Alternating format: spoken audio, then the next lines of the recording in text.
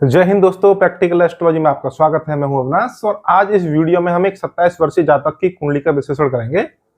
जातक का एक 4 वर्ष पुराना एक प्रेम संबंध था और पिछले अक्टूबर के महीने में जातक का एक संबंध विच्छेद हो गया, प्रेम संबंध टूट गया और जातक की जो प्रेमिका थी उनके शादी का रिश्ता कहीं तय हो गया। जातक ने हमारे पास कुंडली दिखाई और ये जानने का प्रयास किया कि जो जातक का प्रेमिका है वो वापस आएंगी या नहीं आएंगी, ये यानी कि स्थायी विच्छेद है या फिर अस्थायी विच्छेद है, ये जानने का प्रयास किया था। क्योंकि लड़का बहुत ही ज्यादा प्रेम करता था तो ये उम्मीद लगी रहती किसी प्रेमी स्वभाव के लड़के को कि उसकी जो प्रेमिका है वापस आ सकती है। तो इस उद्देश्य से जातक ने हमें कुंडली दिखाई थी। तो उनको साफ जवाब दिया गया कि भाई आपकी कुंडली में कोई प्रेम विवाह का योग नहीं है और लड़की जो चली गई आपको छोड़ के वो कभी जीवन में वापस नहीं आएगी। तो किस आधार पर हमने बोला और कुंडली में किस प्रकार की स्थिति बनती है वो आपको बताएंगे।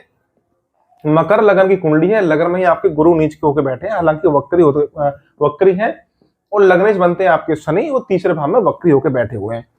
विश्लेषण बड़े संक्षेप में और बड़ी सूक्ष्म में करेंगे, बड़े आराम से, धीरे और कम शब्दों में। ये कुंडली का जो 2 अंक लिखा हुआ है, ये कुंडली का पंचम भाव होता है। ये कुंडली का पंचम भाव आपके प्रेम का होता है, प्रेम की भावना का होता है, मनोरंजन का होता है। ये भाव पंचम भाव प्रेम का होता है। तो उसी प्रकार सप्तम भाव जहाँ 4 अंक लिखा हुआ है, जहाँ चंद्रमा बैठे हुए हैं, वो आपके सप्तम भाव जो विवाह का होता है, आपके जीवन साथी का होता है, या बोलिए विपरीत लिंगी का होता है। वास्तव में सप्तम भाव ना तो पति का है ना ही पत्नी का है। ये एक सामने अगर जातक पुरुष की कुंडली है तो ये स्त्री का भाव है, और यदि स्त्री की कुंडली है तो ये पुरुष का भाव होता है।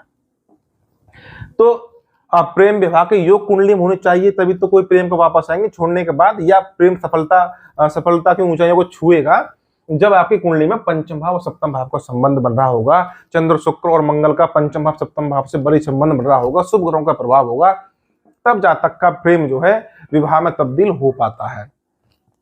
लेकिन जब हम इस कुंडली में बात करेंगे कि पंचम भाव जहां 2 अंक लिखा हुआ है, तो जिन जातकों की कुंडली में पंचम भाव पे पापी ग्रहों का प्रभाव होता है, पंचम भाव अशुभ प्रभाव में होते हैं, उनको जीवन में एक ना एक बार भावनात्मक चोट लगती है। यानी कह सकते हैं कि जातक का या जातिका का प्रेम अधूरा रह जाता है और वो समझता है कि उसका प्रेम अधूरा रह गया, उसको एक धोखा फील होता है, उसको एक दुख दर्द जो होता है वो समझ सकते हैं इस तरह से।